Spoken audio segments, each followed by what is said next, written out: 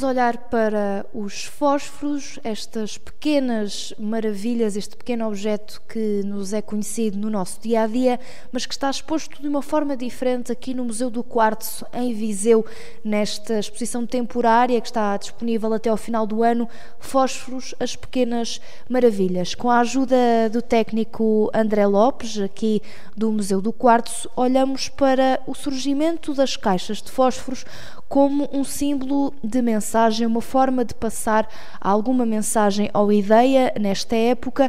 Olhamos agora para as caixas da Companhia Portuguesa de Fósforos, na altura de 1895, que começam a surgir com um símbolo, uma águia. Sim, a águia é o símbolo da empresa. Nós temos aqui caixas do final do século XIX, em que está sobretudo representada a águia, e temos a indicação das duas fábricas, a fábrica que fica em Lisboa e outra fábrica que fica no Porto.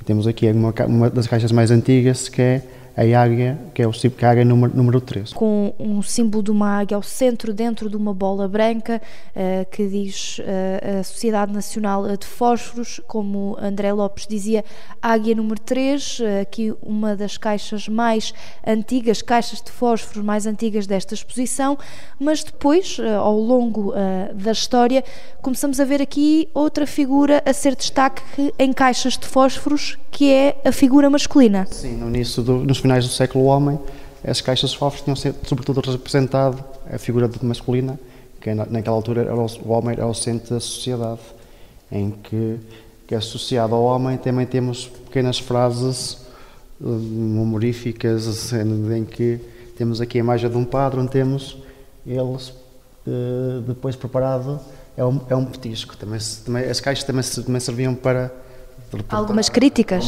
sociais da própria sociedade. Há alguma caixa aqui que chama mais a atenção dos visitantes? Sim, temos a questão aqui esta do senhor em que tem um rato e te refere que bem preparado é um petisco. E depois também temos a questão que é meio daqui, fugindo um bocado também à questão das litografias, das imagens, temos a questão da fosforeira de prata, que era utilizada quando houvesse antigamente haviam pequenos incidentes e as pessoas guardavam então os fósforos nesta pequena fosforeira de prata, que é do início do século XIX.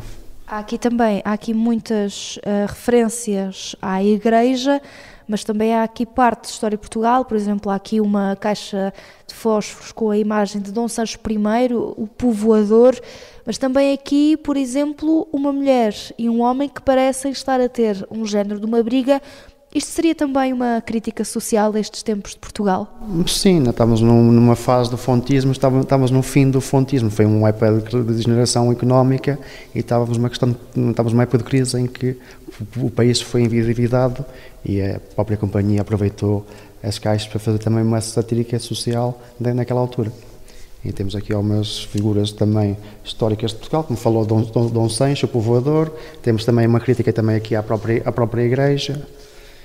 E temos também representados também a questão também monumental do próprio país.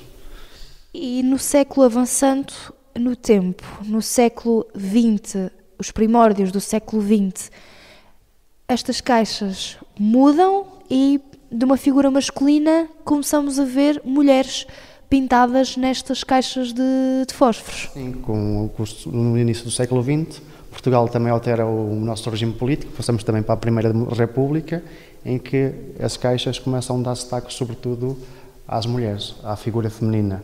Mulheres deslumbrantes, de cabelo ondulado e em posturas sensuais, cujas roupas se moldavam às linhas curvilíneas do corpo.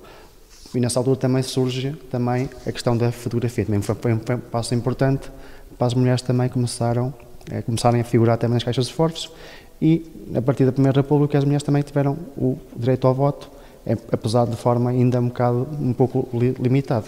É que estas caixas de fósforo estão aqui a ser utilizadas também para aqui a emancipação da mulher. Sim, nós temos a questão do homem, que no final do século XIX a questão estava centrada no homem, e houve uma alteração também da mentalidade e a mulher começa a ter um papel importante na nossa na nossa sociedade e tem direito também a poder votar. Naquela altura foi um passo importante para a afirmação da própria mulher no nosso país.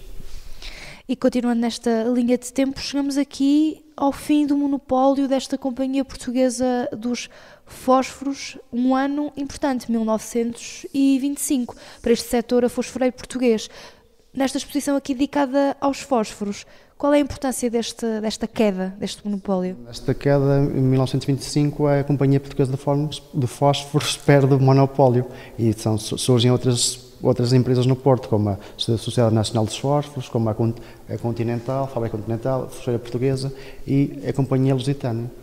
E temos várias caixas em que temos representadas então as várias empresas, desde a Lusitânia à Fosforeira Portuguesa, e onde temos também caixas emblemáticas, como da Sociedade Nacional de Fósforos, que é a questão da Joaninha, e da caixa do Aviador. São caixas muito mais coloridas e muito mais trabalhadas que as anteriores.